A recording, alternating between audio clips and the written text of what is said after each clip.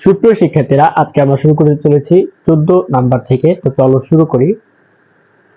দেখো, এখানে 14 নম্বরে বলা হয়েছে সদৃশ আবৃত দশমিক ভগ্নাংশে প্রকাশ করো। অর্থাৎ এখানে দেখো, আবৃত দশমিক ভগ্নাংশে আমাদের কিছু অঙ্ক দেওয়া আছে, এগুলাকে আমাদের কি করতে হবে? সদৃশ আবৃত দশমিক ভগ্নাংশে প্রকাশ করতে হবে। তো দেখো আমরা কিভাবে করি। ক নম্বর থেকে শুরু করি। তাহলে কত কত ছিল সেটাকে তুলি। 2.3 কমা হচ্ছে 5.235, 3 এর উপরে পৌনঃপুনিক, 5 এর উপরে কি ছিল? পৌনঃপুনিক ছিল। আচ্ছা, এখন তাহলে আমরা এখানে লিখতে পারি, এখানে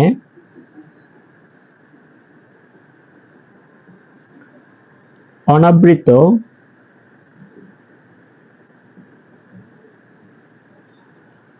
অংশের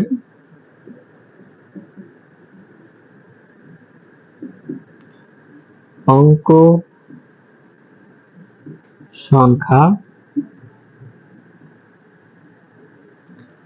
এবং আবৃত অংশের অঙ্ক সংখ্যা।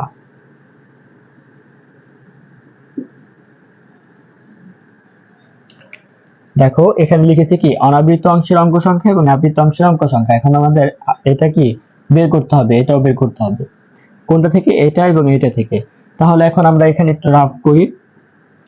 এখানে হচ্ছে কি অনাবৃত, আর ধরো এখানে দিয়ে আবৃত। তো লক্ষ্য করো, আমাদের এই প্রথমটার ক্ষেত্রে 2.3 এর ভিতরে দশমিকের পরে আবৃত সংখ্যা আছে কয়টা? আবৃত সংখ্যা আছে একটা।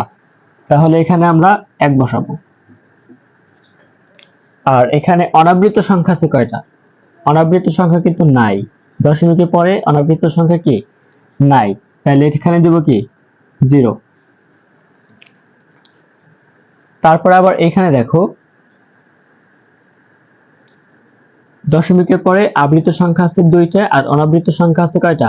একটা। তাহলে আবৃত সংখ্যা আছে 2টা আর অনাবৃত আছে একটা।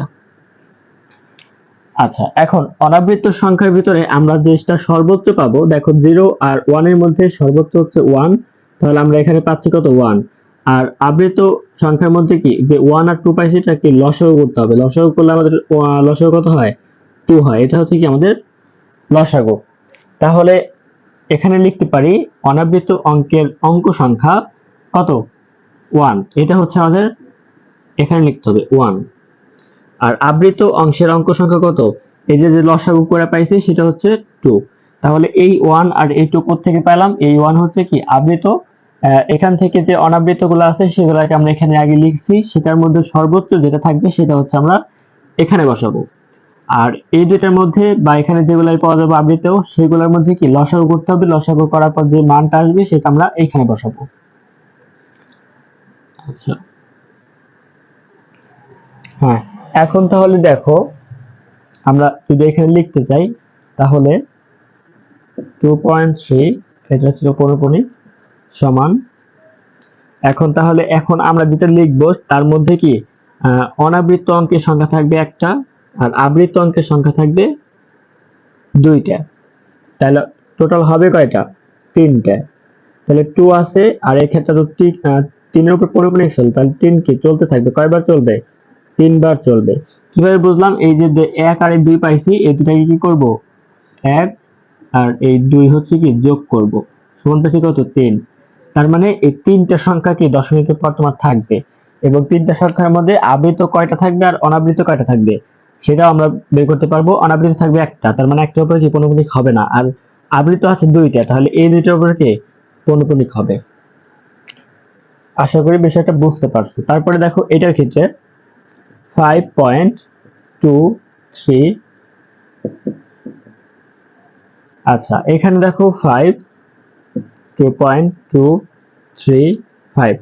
তো আমাদের বলা হচ্ছিল কি যে 3টা সংখ্যা থাকবে। যেখানে যেহেতু 3 পাইছি, তাহলে কি দশমিকের পর 3টা সংখ্যা থাকবে। আচ্ছা, 3টা সংখ্যা লিখছি, যা ছিল তাই। এখানে আবৃত সংখ্যা হবে কয়টা? 2টা। তাহলে এই লাস্টের দুইটার উপরে কি দিব, আবৃত করে দিব। আর অনাবৃত সংখ্যা থাকবে একটা, তার মানে 2 হচ্ছে কি অনাবৃত সংখ্যা। তাহলে আনসারে কি লিখবা, আনসারে লিখবা এত কমা এত, এটা হচ্ছে কি আমাদের আনসার। আচ্ছা, তোমরা একটু স্ক্রিনশট নিয়ে রাখতে পারো, আমরা খ নাম্বার শুরু করতেছি। আচ্ছা, খতে কি বলা ছিল, খতে বলা ছিল কত 7.26 এর উপর পৌনঃপুনিক, 4.237, এটার উপরে কি পৌনঃপুনিক। তো ভালো করে লক্ষ্য করো, আমরা কি বলছিলাম, আমরা বলছিলাম যে অনাবৃত্ত অংশের যে অঙ্ক সংখ্যা সেটা আমাদের নির্ণয় করতে হবে, এবং আবৃত অংশের যে অঙ্ক সংখ্যা সেটা আমাদেরকে নির্ণয় করতে হবে। তাহলে প্রথমটা ক্ষেত্রে দেখো একটা কি অনাবৃত্ত আছে, একটা আবৃত আছে। তাহলে অনাবৃত এখানে 1, আবৃত এখানে 1। দ্বিতীয়টার ক্ষেত্রে দেখো দশমিকের পরে দুইটা অনাবৃত আছে, একটা আবৃত আছে। অনাবৃত আমরা কিভাবে বুঝলাম, এটার উপরে কি পৌনঃপুনিক নাই, 2 এর উপরে নাই, 3 এর উপরে নাই, কিন্তু 7 এর উপরে পৌনঃপুনিক আছে।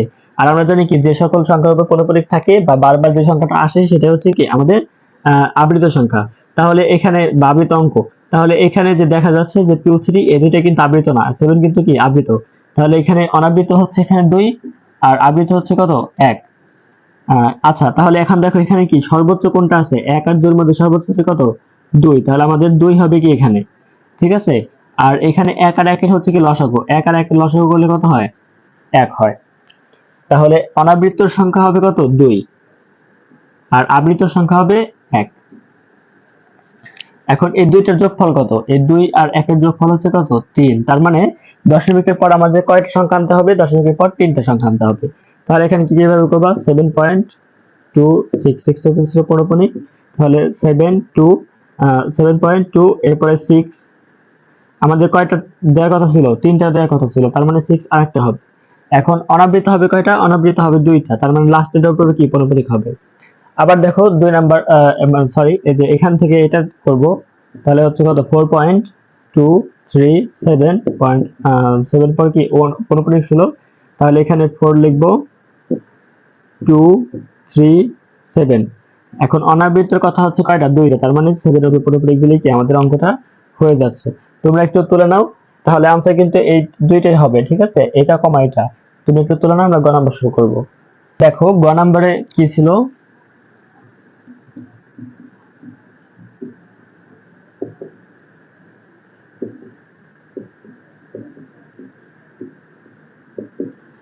আচ্ছা দেখো প্রথমটার ক্ষেত্রে আমাদের 7 এর উপর পৌনঃপুনিক, দ্বিতীয়টার ক্ষেত্রে কি 3 এবং 4 এর উপরে পৌনঃপুনিক, আর তৃতীয়টার ক্ষেত্রে 3টার উপরে কি পৌনঃপুনিক ছিল। তাহলে এখন আমাদের অনাবৃত অংশের যে অঙ্ক সংখ্যা এগুলো বের করতে হবে, এবং আবৃত অংশের যে অঙ্ক সংখ্যা এগুলো বের করতে হবে। তাহলে প্রথমটার ক্ষেত্রে দেখো অনাবৃত মানে পয়েন্টের পরে অনাবৃত অঙ্ক সংখ্যা কিন্তু নাই, আর আবৃত অঙ্ক সংখ্যা আছে কয়টা একটা, তাহলে অনাবৃত নাই, এটা হবে 0, আবৃতর ক্ষেত্রে হবে একটা। দ্বিতীয়টার ক্ষেত্রে দেখো পয়েন্টের পরে কিন্তু এখানেও অনাবৃত সংখ্যা নাই, তার মানে এটাও কি 0, আর আবৃত সংখ্যা আছে 2টা। 3 নাম্বারটার ক্ষেত্রে দেখো এখানেও কিন্তু অনাবৃত সংখ্যা নাই, তার মানে আবৃত সংখ্যা আছে কয়টা 3টা, তাহলে 0 3। এখন যে ব্যাপারটা হচ্ছে সেটা হচ্ছে দেখো 0 0 আর 0 এই তিনটার মধ্যে কিন্তু তুমি যেটা নাও সর্বোচ্চ আসে কোনটা, সর্বোচ্চ আসে কি 0, এবং এখানে তুমি যদি 1 2 3 এর মধ্যে লসাগু করো তাহলে তোমার লসাগু হবে 6। তাহলে আমরা বুঝতে পারছি এই দুইটা যদি যোগ করি তাহলে 6 হবে কি আমাদের যোগফল। তার মানে দশমিকের পর 6 ঘর আমাদের যেতে হবে। এখন অনাবৃত হবে কয়টা, অনাবৃত সংখ্যা যেহেতু 0 তাই 0, আর আবৃত অঙ্কের সংখ্যা কত 6, তাহলে 6 বসাই দেব। এরপর আমাদের লিখতে হবে 7 এর উপরে পৌনঃপুনিক ছিল, তার মানে হচ্ছে কত 5। এরপর আমাদের 7 দিতে হবে, কয়বার দিব, যেহেতু 6 বারের কথা বলা ছিল, মানে এই দুইটার যোগফল কত ছিল, যোগফল হচ্ছে কত 6, তার মানে এই 6 বার হচ্ছে কি আমাদের দশমিকের পর 6 ঘর রাখতে হবে। তাহলে 7 হবে 6টা, 1 2 3 4 5 6। যেহেতু 7টা হচ্ছে 6 এবং 6টার ভিতরে 6টাই কি আবৃত, তার মানে এখানে আর এখানে কি আমাদের যদি পৌনঃপুনিক দিয়ে দিই তার মানে মধ্যগুলো পৌনঃপুনিক দেওয়া হয়ে যাচ্ছে। এরপর দ্বিতীয়টা দেখো,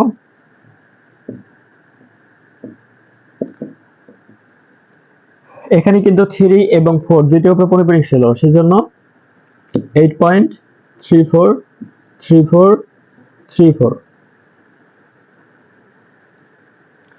তাহলে এখানে কয়টা রাখবো 2 4 6টা, আমাদের 6টা হয়ে গেছে, তাহলে এখানে পৌনঃপুনিক এখানে পৌনঃপুনিক। এরপর 3 নাম্বারটা দেখো 6.245, 2 এর উপরে 5 এর উপরে পৌনঃপুনিক ছিল, অর্থাৎ 3টার উপরে পৌনঃপুনিক। তাহলে আমাদের কি হবে 6.245 কয় ঘর হলো 1 2 3 4 5 6। তাহলে এখানে পৌনঃপুনিক, এখানে পৌনঃপুনিক। তাহলে আনসারে কি লিখবা, আনসার হবে কি এত কমা এত কমা এত। সুতরাং এটা হচ্ছে কি আমাদের গ নাম্বার। এরপর আমরা লাস্ট ঘ নাম্বার করব। ঘ নাম্বারটা একটু ডিফারেন্স কিন্তু একই নিয়ম, সুতরাং কি খুব সহজে করে ফেলতে পারবো। তোমরা একটু এটা স্ক্রিনশট নিয়ে রাখো। ছিল ঘ নাম্বার ছিল হচ্ছে 12.32, 2.19, 4.3256। আচ্ছা, এখানে দেখো আগে যেগুলো অঙ্ক ছিল এগুলোর মধ্যে কিন্তু এমন কোন অঙ্কই ছিল না যেটা উপরে কি পৌনঃপুনিক ছিল না। এখন কিন্তু এই তিনটার মধ্যে দেখো এইখানে কিন্তু পৌনঃপুনিক নাই, আর সবগুলোর মধ্যে কি পৌনঃপুনিক আছে। তো আমাদের কি করতে হবে, আমাদের নিয়ম কিন্তু আগের মতোই যে অনাবৃত অঙ্কের সংখ্যা বের করব এবং আবৃত অংশের অঙ্কের সংখ্যা কি বের করব।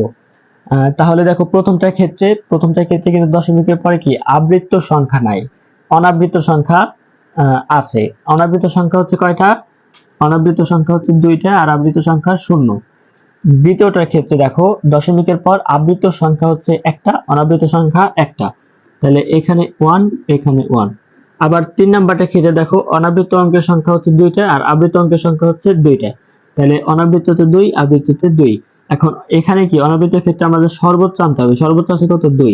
আর আবৃতের ক্ষেত্রে কি এটা লসাগু করতে হবে, লসাগু করলে কত হয় 2। তার মানে এই 2 আর 2 যোগ করলে আমাদের হয় কত 4। তার মানে দশমিকের পরে এই 4 পর্যন্ত অর্থাৎ 4 ঘর পর্যন্ত আমাদের রাখতে হবে। তাহলে দেখো এখানে কত হবে, এখানে 2 হবে, এখানে 2 হবে। তাহলে অঙ্কগুলো করার সময় কি হবে, দেখো আমাদের অনাবৃত অঙ্কের সংখ্যা হবে 2টা, আবৃত অঙ্কের সংখ্যা হবে 2টা। এখানে আমাদের কি ছিল 12.32। এখন এখানে দেখো আমাদের কিন্তু পৌনঃপুনিক দেয়া ছিল না, পৌনঃপুনিক দেয়া না থাকার কারণে আমাদের কি করতে হবে, 2টা জিরো দিয়ে ভরাট করতে হবে। যদি পৌনঃপুনিক দেয়া থাকতো তাহলে কি আমরা দুইটাই আবার লিখতে পারতাম, যেটা ছিল না সেজন্য কি 2টা জিরো দিয়ে ভাগ করতে হবে আর 2টার উপরে পৌনঃপুনিক দিয়ে দিতে হবে। যেহেতু আবৃত অংশের অঙ্ক সংখ্যা ছিল কয়টা 2টা, এজন্য এখন দেখো 2টার উপরে কি দেয়া আছে, পৌনঃপুনিক দেয়া আছে। আর অনাবৃত অঙ্কের সংখ্যা ছিল 2টা, এই 2টার উপরে কি নাই, পৌনঃপুনিক দেয়া নাই। আর টোটাল হবে কয়টা 2 2 4টা, এই যে 4।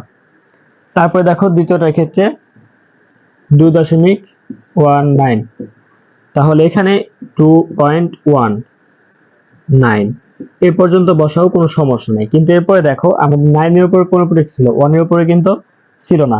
তাহলে বাকি 2টা ঘর আমরা 9 দিয়ে পূরণ করব আর 2টার উপরে কি পৌনঃপুনিক দিয়ে দেব লাস্টে। তাহলে আমাদের দ্বিতীয়টা হয়ে যাবে। 3 নাম্বার দেখো 4.3256, 2টার উপরে পৌনঃপুনিক ছিল, তার মানে কি করবা 4 দিবা দশমিক 3 2 5 6, 2টার উপরে পৌনঃপুনিক, অর্থাৎ এটা কিন্তু যা ছিল তাই। কি কারণে তাই, আমাদের দশমিকের পর 4 ঘর রাখতে হবে, 4 ঘর পাইছি। 2টা অনাবৃত ছিল, 2টা অনাবৃত, 2টা আবৃত ছিল, 2টা আবৃত বসিয়ে দিয়েছি। তাহলে এই তিনটে হচ্ছে কি কমা কমা দিয়ে লিখে দিবা আনসারে, তাহলেই হচ্ছে কি তোমাদের অঙ্কটা হয়ে যাবে। তো আগামী ক্লাসে আমরা শুরু করব হচ্ছে কি পরবর্তী থেকে। তাহলে আজকে ক্লাসটা এই পর্যন্তই।